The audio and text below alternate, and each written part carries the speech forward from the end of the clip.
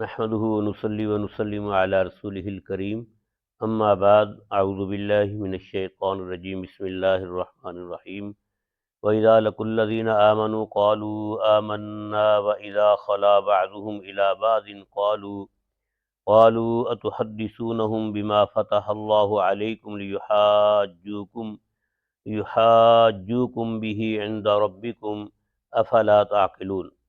اولا يعلمون ان اللہ یعلم ما یسرون وما یعلنون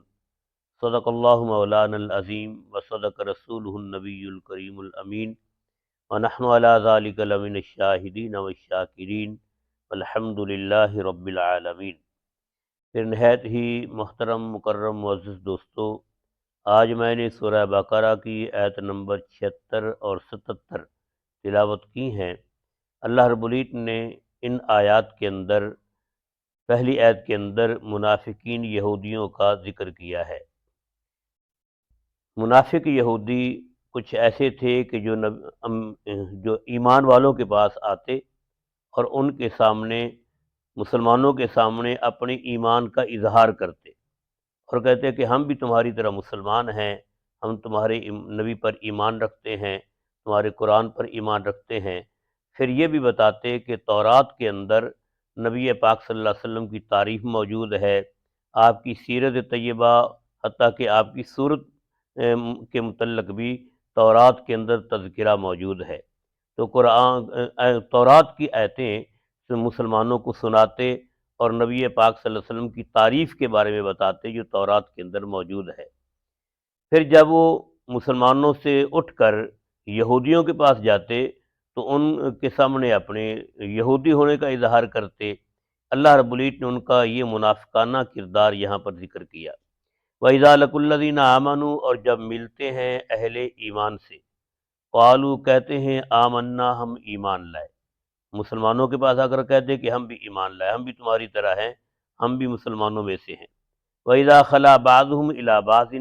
اور جب وہ علیحدہ ہوتے ہیں، جاتے ہیں ایک دوسرے کے پاس، یعنی یہودیوں کے پاس تھے تو اندر سے وہ یہودی، ان کے پاس الگ ہوتے،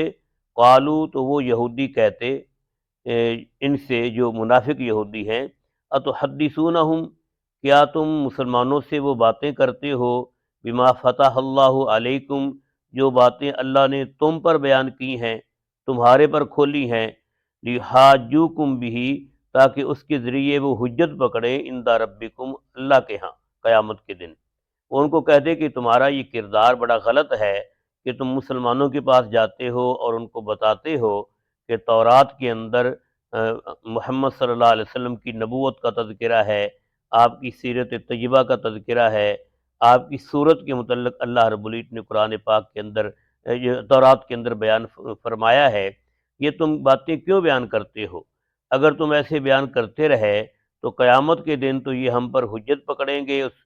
ہماری باتوں سے ہی، کہ انہوں نے خود بتایا تھا کہ ہم جو ہے تورات کے اندر محمد صلی اللہ علیہ وسلم کا تذکرہ موجود ہے، آپ کی سیرت طیبہ کا ذکر ہے اور آپ کی پوری نعت، پوری تعریف تورات کے اندر موجود ہے۔ تو ایسی باتیں مسلمانوں کو نہ بتایا کرو تاکہ اللہ تعالیٰ کے ہاں یہ حجت بنا کر ہمارے خلاف نہ بات کریں قیامت کے دن۔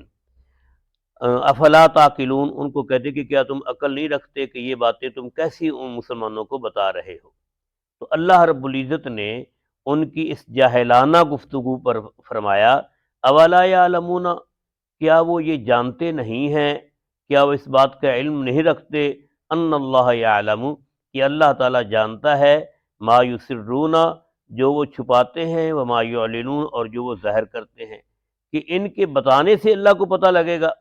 کہ یہ جو منافق یہودی مسلمانوں کو جا کر بتاتے ہیں کہ تورات کے اندر ان کا تذکرہ موجود ہے، تب وہ اللہ کے سامنے حجت پکڑیں گے۔ ویسے اللہ کو نہیں علم ہے کہ اللہ تعالیٰ یہ یہودی جو ہیں یہ غلط کر رہے ہیں، یا یہودی جو ہیں یہ تورات کی بات یا اس کی آیتیں چھپا رہے ہیں اور لوگوں کے سامنے ظاہر نہیں کر رہے؟ تو فرمایا کہ اللہ تعالیٰ تو خود جانتا ہے، اللہ تعالیٰ نے ہی تورات کو نازل فرمایا اور اللہ تعالیٰ نے تورات کے اندر آپ کے تذکرے کیے۔ اب یہ لوگوں سے چھپانا چاہتے ہیں تو اللہ تعالیٰ تو پہلے ہی جانتے ہیں کہ یہ جان بوجھ کر آپ کو جانتے ہوئے بھی آپ پر ایمان نہیں لا رہے ہیں۔ تو اللہ تعالیٰ نے یہ ذکر کیا یہاں پر کیا ولا یعلمون، کیا وہ جانتے نہیں، ان اللہ یعلم، کہ اللہ تعالیٰ جانتا ہے، ما یسرون، جو وہ چھپاتے ہیں، وما یعلنون، جو وہ ظاہر کرتے ہیں، یعنی کہ اللہ تعالیٰ ہر چھپی اور ظاہری بات کو جانتے ہیں۔ اللہ تعالیٰ کے علم سے دنیا کی کوئی چیز بھی باہر نہیں،